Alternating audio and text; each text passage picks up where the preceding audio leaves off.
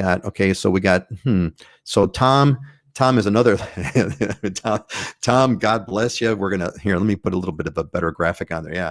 So Tom says, and he's been here many times on our show. So welcome back, Tom. My wife and I plan to retire in Kauai. We were hoping to move in 2020, but now it's 2021. Originally, we thought we'd lease for a year, then buy, but I've been watching the Kauai market for several years, and now it appears to be cheaper to buy than lease.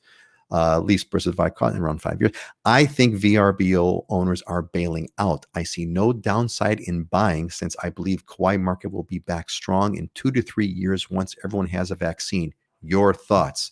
Now, my quick thoughts is we're working on getting a Kauai guy on our show. So if you folks have Kauai questions, pop it in the comments. Should we bring someone on board? So we're going to have Heidi with Maui, Heidi with Maui, Dylan with Big Island, Scott with Oahu. Should we bring on a Kauai person into our show? That's my first question. Who wants to take, I'm going to put this back up here. Who wants to try to take Todd's question? Anybody? If by lease he means rent, then I would agree with that. In most cases, the rental market is so tight from a long-term rental market standpoint. A lot of times, if you run the numbers, especially with interest rates the way they are right now, it is cheaper to buy and pay a mortgage than it is to rent. So I would agree with that. But that's not a new phenomenon. That's kind of been that way for a while. And there probably will be, we're kind of seeing that where the VRBO owners on condos are offloading those condos. There were a lot of people that were over leveraged where they were taking out mortgages on 3 or 4 different condos because they were cash flowing them. And it was a good business model to do VRBO and Airbnb. But obviously when there's nobody here, they're paying maintenance fees and mortgages on multiple properties. So there probably are some deals to be had. And we've talked about that on previous shows in Waikiki and other places. And still, here, even on the Big Island in the resort areas in Waikoloa, that's the slowest part of the market is the resort area condos right now. So right, the resort areas is having a hard time. There definitely are some deals to be had. Tom followed up with another point: 300 condos for sale in Kauai right now. Scott, do you know what's going on with that?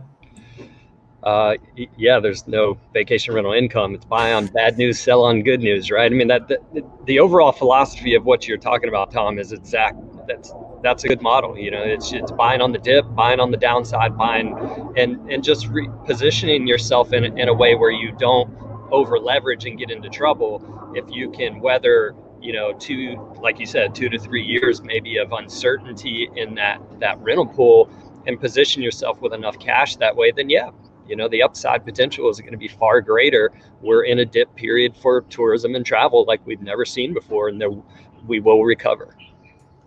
So what it sounds like is we have a lot of highly over-leveraged owners on Kauai that went in big on the VRBO thing, and this COVID market is killing it, and they're dumping all of those properties. This would be an interesting time to buy. If we get our Kauai guy on board, I'd like to know what's going on with market price.